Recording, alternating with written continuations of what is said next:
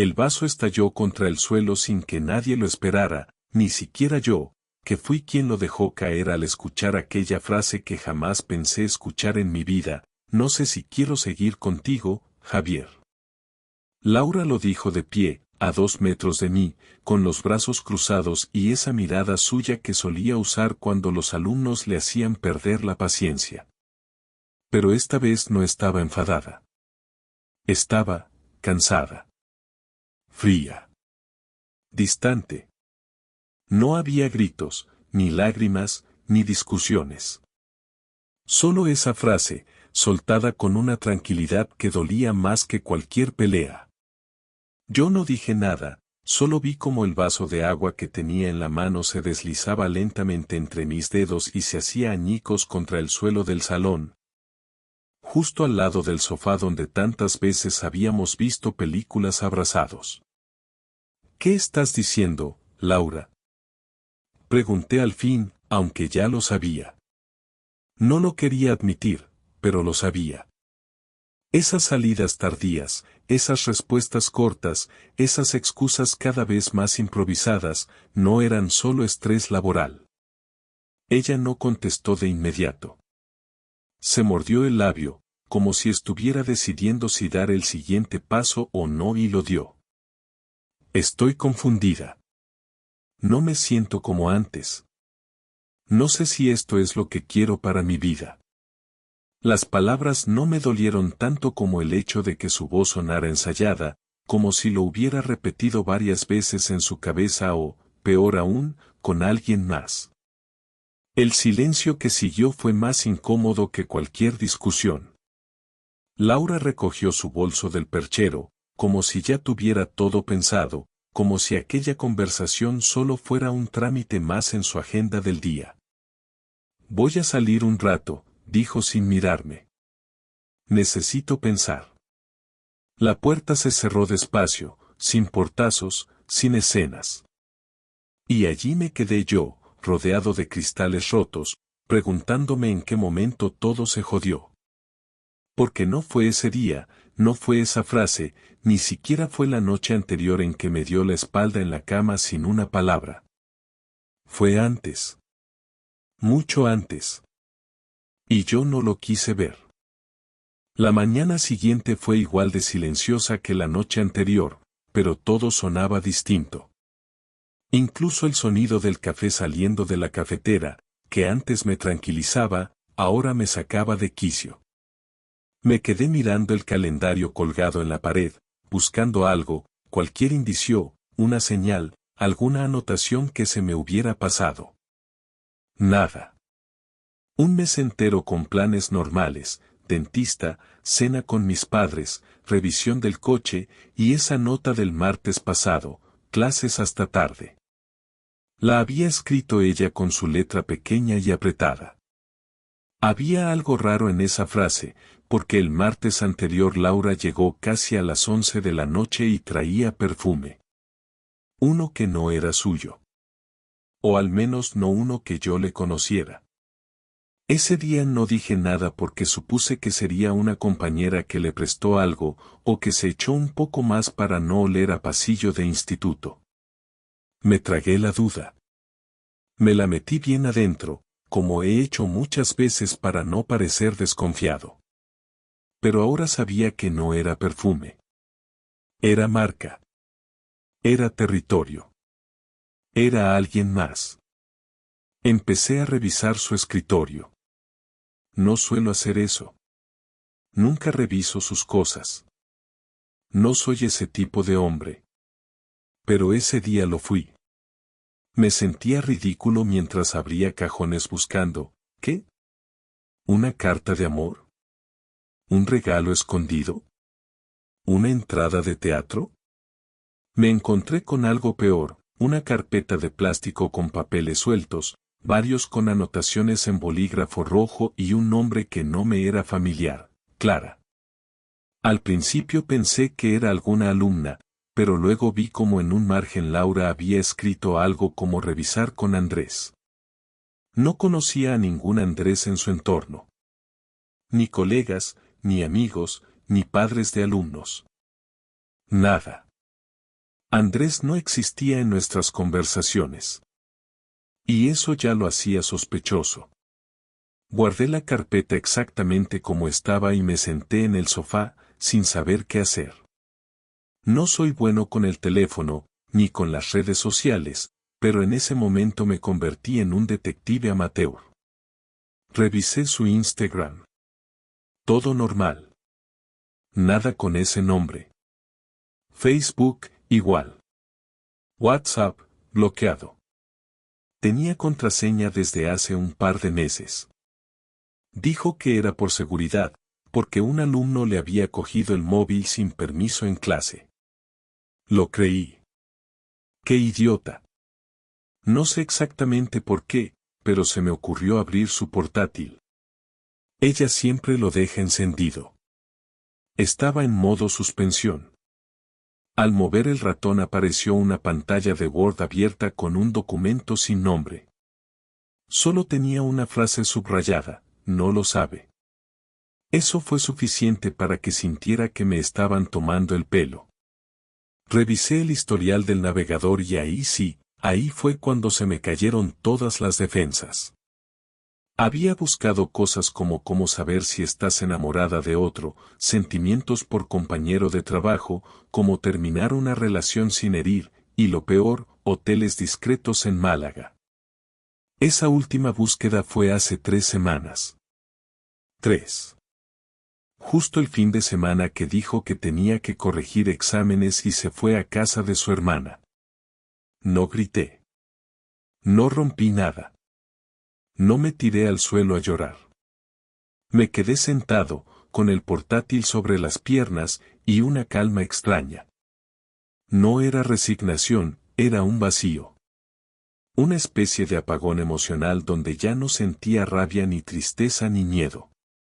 Solo una confirmación, me estaban mintiendo y lo hacían con rutina, con costumbre, como quien se lava los dientes. Apagué el ordenador, me duché, me vestí como si fuera a trabajar y salí de casa. Fui directamente al instituto. No avisé. Me planté en la puerta justo cuando los alumnos estaban saliendo del recreo. Un portero me pidió que esperara, pero no hice caso. Caminé por el pasillo hasta encontrar el aula de Laura. No estaba sola. Estaba con un hombre. Tendría mi edad, quizá algo más joven. Moreno, delgado, con gafas de pasta y cara de imbécil satisfecho. Laura lo vio primero y su expresión fue una mezcla entre sorpresa y culpa. Él se giró y me saludó con la cabeza, sin saber quién era. ¿Tú eres Andrés?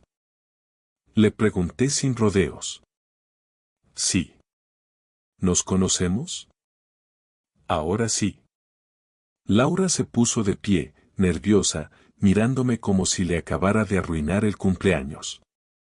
Javi, ¿qué estás haciendo aquí? Confirmando algo que ya sabía. Ella abrió la boca, pero no salió ninguna palabra. Andrés parecía incómodo, pero no dijo nada. Lo miré una última vez y me fui sin darles más tiempo para explicaciones, justificaciones o mentiras improvisadas. Volví a casa, me serví una cerveza aunque todavía era mediodía, y me senté a esperar. No sabía qué esperaba exactamente, pero sabía que la conversación que venía iba a ser la más difícil de mi vida. Laura llegó a casa a las 7:30, sin prisas, como si nada hubiese pasado. Ni un mensaje, ni una llamada durante el día. Eso me confirmó que ni siquiera estaba preparando una excusa. Sabía que me tenía que decir algo y simplemente estaba ganando tiempo o esperando que yo no estuviera, que todo se enfriara o se hiciera humo por sí solo. Entró con la mochila colgada del hombro, dejó las llaves en la bandeja como siempre, y se detuvo al verme sentado en la mesa del comedor, sin cenar, sin la televisión puesta, con una carpeta abierta delante de mí. Tenemos que hablar, dije sin apartar la vista de los papeles que había sacado del cajón. Su letra roja, los nombres, las anotaciones, los horarios. Todo esto es suficiente para saber lo que estás haciendo, pero quiero que me lo digas tú. No respondió de inmediato. Dejó la mochila en el suelo, se acercó con pasos lentos, se quedó de pie frente a mí y cruzó los brazos. Intentó decir algo, pero se lo pensó mejor. Al final, suspiró y habló como si estuviera leyendo de un guión que ya se sabía de memoria. Javi, no era mi intención que esto pasara así. No quiero hacerte daño. Pero lo hiciste igual, interrumpí sin levantar la voz. No estás aquí sentada para evitarlo, estás aquí porque no tuviste otra opción. No. No es eso, dijo bajando la mirada. Es que no sabía cómo enfrentar esto. No sabía cómo decírtelo. ¿Desde cuándo? No sé exactamente. Hace unos meses, al principio solo hablábamos, era agradable. Me escuchaba. Me hacía sentir, vista. No buscaba nada. Solo alguien con quien conectar. Y ahora se acuestan. No lo pregunté. Lo afirmé, porque lo sabía, porque lo vi en los mensajes, en la manera en que se tocaban en clase aunque fuese disimuladamente, en cómo lo miraba cuando pensaba que yo no me daba cuenta. Su silencio fue más claro que cualquier confesión. No fue planeado, Javier. Se dio así. Y cuando pasó, me sentí horrible, de verdad. Pensé que sería una vez y ya. Pero no lo fue. ¿Lo amas? No. No es eso. Pero tampoco sé si te amo a ti. Esa frase fue la que dolió. No la infidelidad, no los mensajes, no las mentiras, sino esa confesión cruda. Después de 7 años juntos, después de todo lo que compartimos, no saber si me amaba era peor que cualquier amante escondido. Me levanté despacio, sin hacer movimientos bruscos, recogí los papeles y los metí de nuevo en la carpeta. No entiendo cómo llegaste a este punto sin hablarlo antes. Si tenías dudas, ¿por qué no me lo dijiste? ¿Por qué no intentamos arreglarlo antes de que te acostaras con otro? Porque no quería romperte. No quería ver esa cara que tienes ahora. Porque cuando alguien te quiere de verdad, a veces prefiere mentirte para que no sufras tanto. Y porque fui cobarde. Pensé que podía manejarlo. ¿Y ahora qué? Pregunté mientras me apoyaba en la pared del comedor, mirando el suelo. ¿Vas a seguir viéndolo? ¿Vas a irte con él? No lo sé. No quiero hacer una elección así, con el estómago revuelto. Necesito tiempo. Necesito pensar. Necesito entender qué quiero hacer con mi vida. Perfecto, respondí, y esta vez sí levanté la voz, no por rabia, sino porque necesitaba romper ese tono neutral que se había instalado en la habitación. Mientras tú piensas, yo decido. No te voy a pedir que te vayas. No te voy a rogar que te quedes. Pero desde hoy, esto ya no es un matrimonio. Puedes dormir donde quieras. Puedes hablar con quien te dé la gana. No quiero más explicaciones. Me has dicho lo que necesitaba saber. Ella no lloró. No pidió perdón. Solo asintió con la cabeza y se fue al dormitorio. No cerró la puerta con fuerza. No empacó. Solo se sentó en la cama y se quedó ahí, con la mirada perdida. Esa noche dormí en el sofá, con una manta vieja y el sonido de mi propia respiración como única compañía. No me dormí realmente. Solo pasaron las horas y el cuerpo se rindió.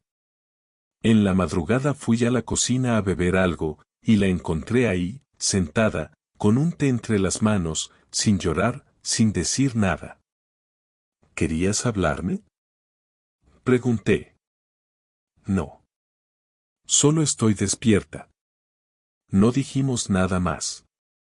Volví al sofá y me tapé hasta la cabeza. Al día siguiente, ella no fue al trabajo. Llamó para decir que estaba enferma. Yo tampoco fui.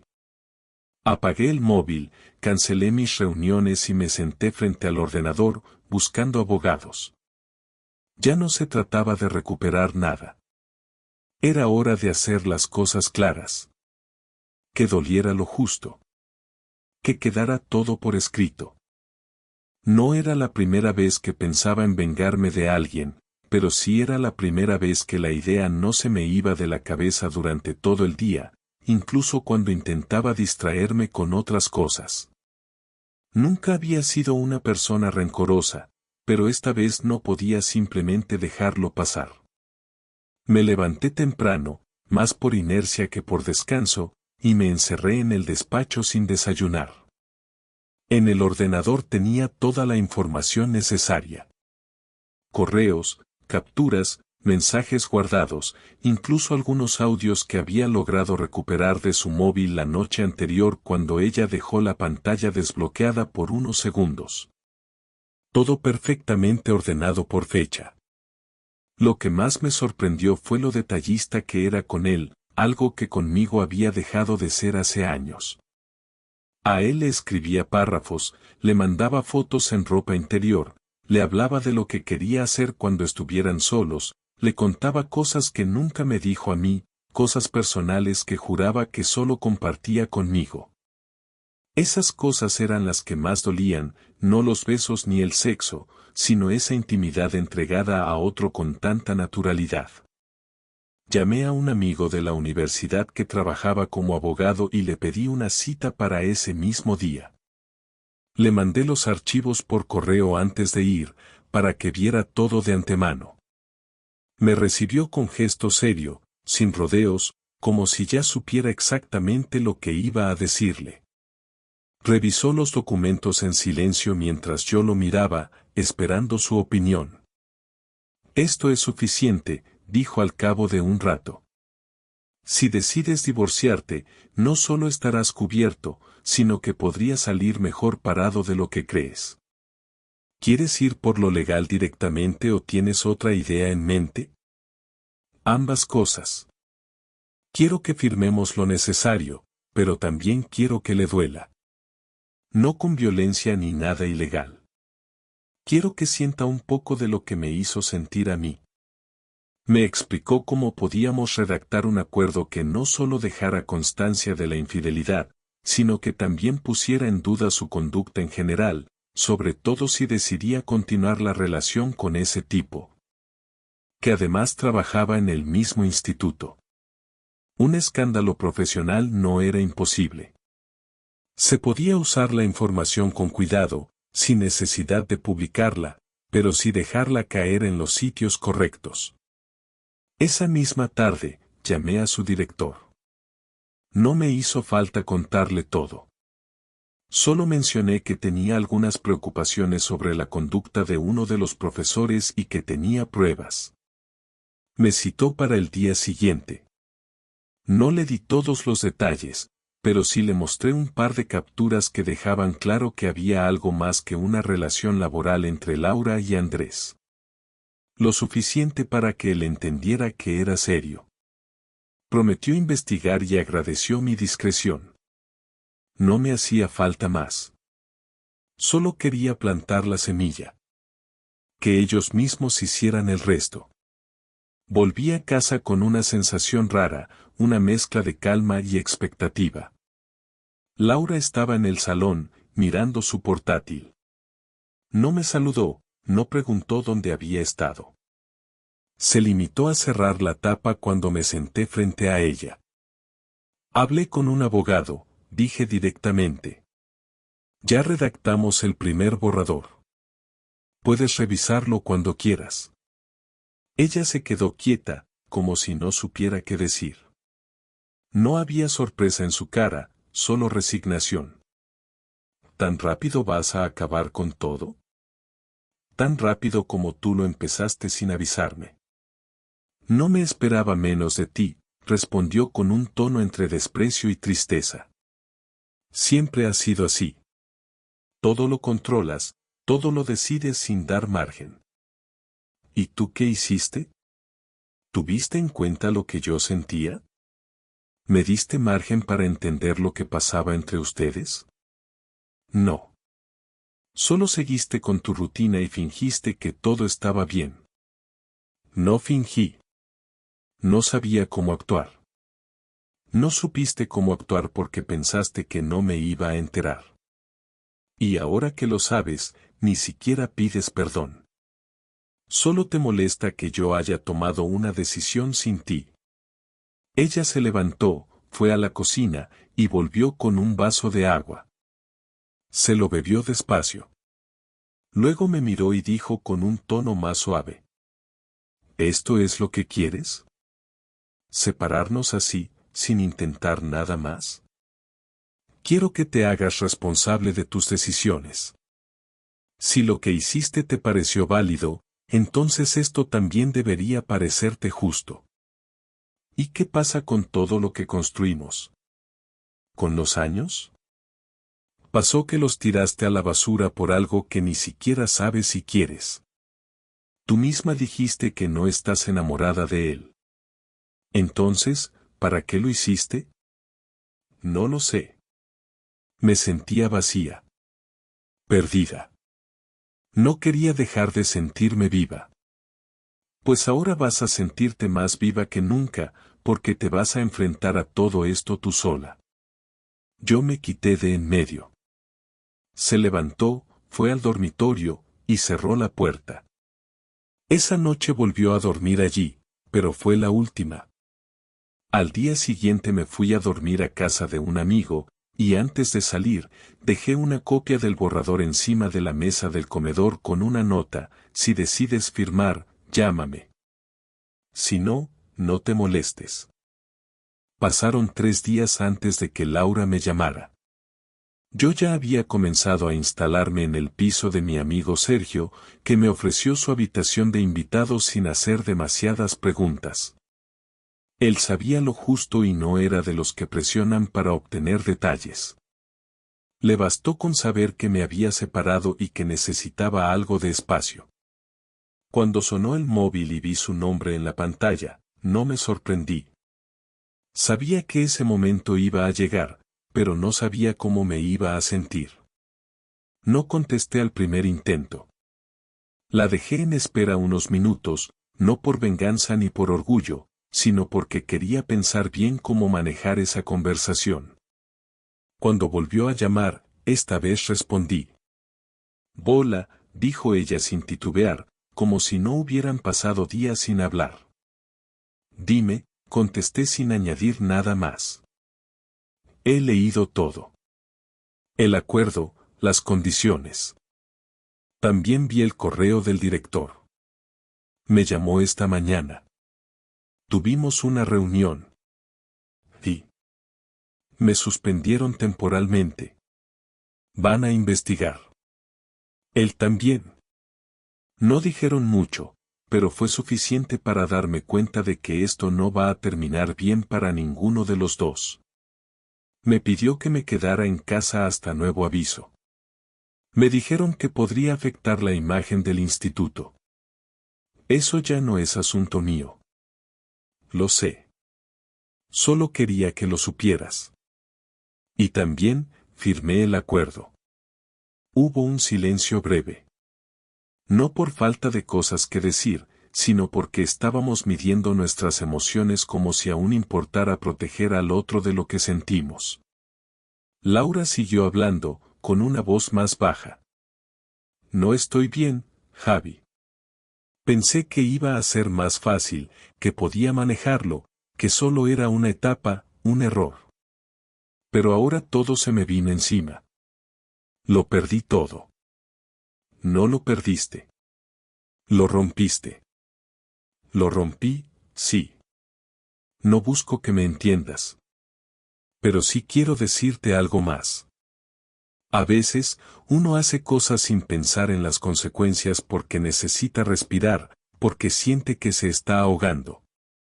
Y en ese proceso, arrastra a los que tiene cerca. Eso hice contigo. Y me duele. Te hubiera perdonado, Laura. Si me lo hubieras dicho antes, si me lo hubieras contado tú, si hubiéramos hablado cuando todavía quedaba algo que salvar, lo hubiera intentado.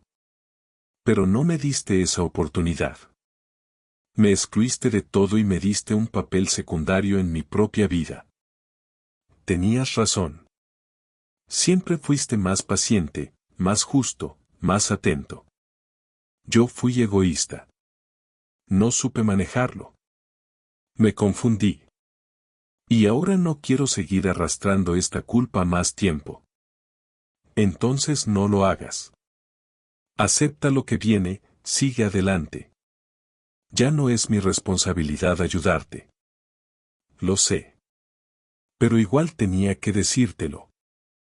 ¿Quieres seguir con él? No. Terminó hace unos días. No fue por ti ni por el acuerdo. Fue antes. Me di cuenta de que no era más que una forma de escapar. Nada más. No me interesa, Laura. Ya no tengo energía para seguir escuchando excusas. No son excusas. Es solo la última vez que te hablo como tu esposa. Después de esto, haré lo que tenga que hacer. No voy a molestarte más. Solo quería cerrar esto bien. ¿Bien? No existe un cierre bueno para esto. Pero al menos hay un final. Sí. Y aunque suene ridículo, te deseo lo mejor, Javi. No lo necesito. Pero gracias. Colgué sin esperar más respuestas. Me quedé mirando la pantalla un rato y luego me acosté en la cama sin apagar la luz. No dormí. Pensé en cada cosa que dijimos, en cómo ella habló con calma, en cómo yo respondí con frialdad, en lo extraño que era sentir que esa era la conversación más madura que habíamos tenido en años y también la última. Al día siguiente llevé el documento firmado al despacho del abogado. Él revisó todo y me dijo que, si no había complicaciones, en 3 semanas estaría todo resuelto.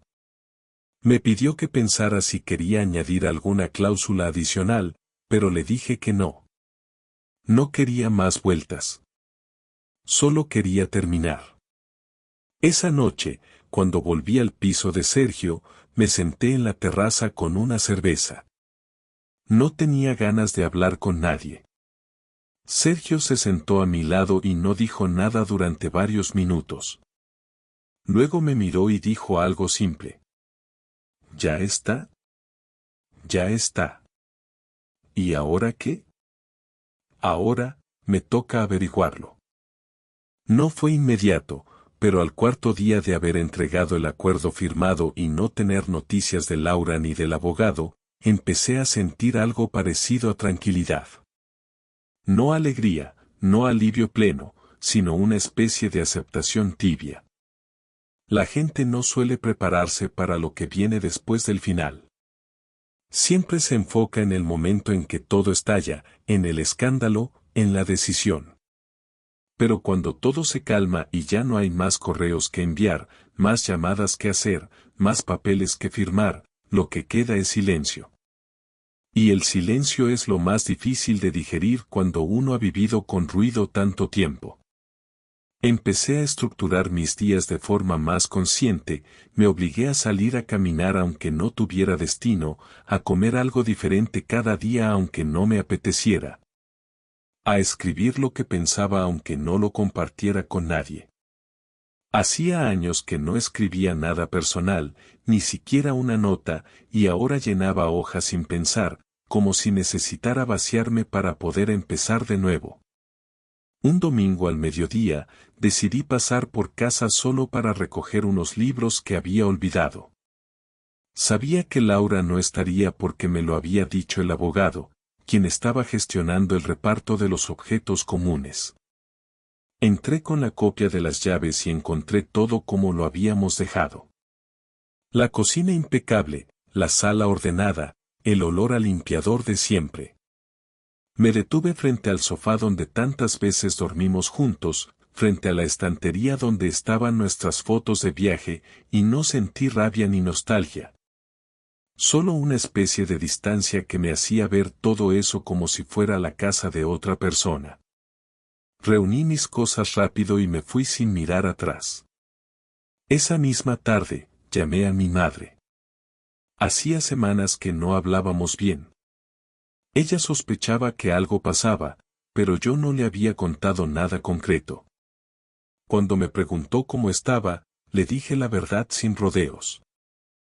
Me estoy divorciando, mamá. Laura me fue infiel. Lo descubrí, lo confronté, y ya está todo en marcha. Hubo un silencio incómodo. Luego su voz bajó el tono. No lo sabía, Javier.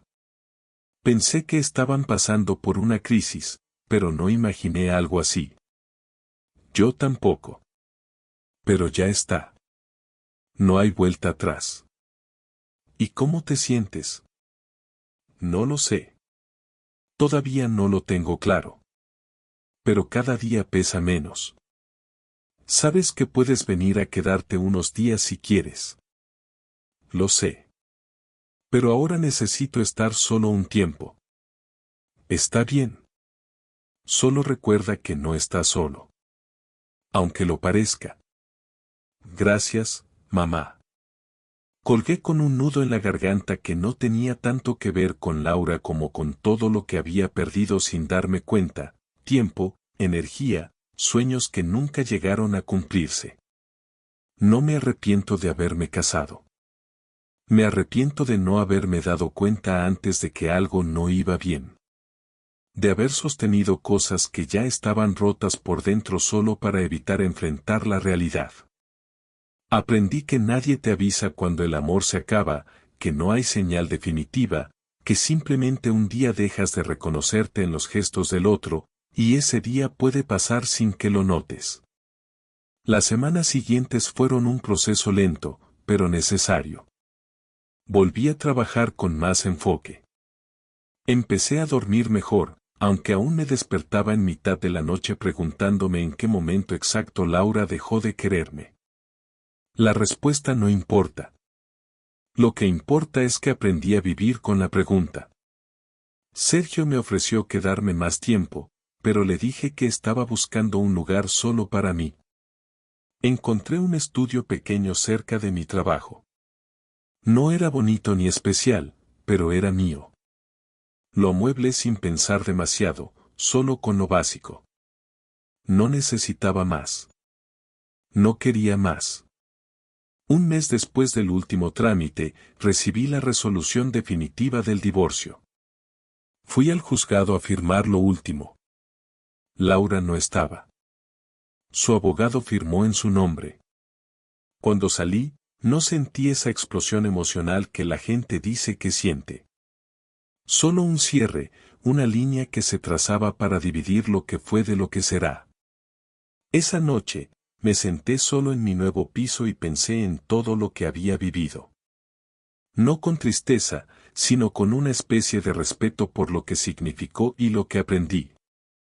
Aprendí que el amor no basta si no se cuida, que la comunicación real es más importante que cualquier rutina, que hay señales que uno decide ignorar por comodidad o por miedo.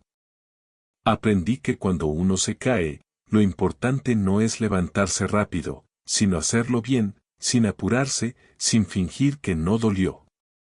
Aprendí que no necesito a alguien al lado para sentirme completo, que mi valor no depende de la fidelidad de otra persona, que puedo reconstruirme aunque no sepa todavía cómo.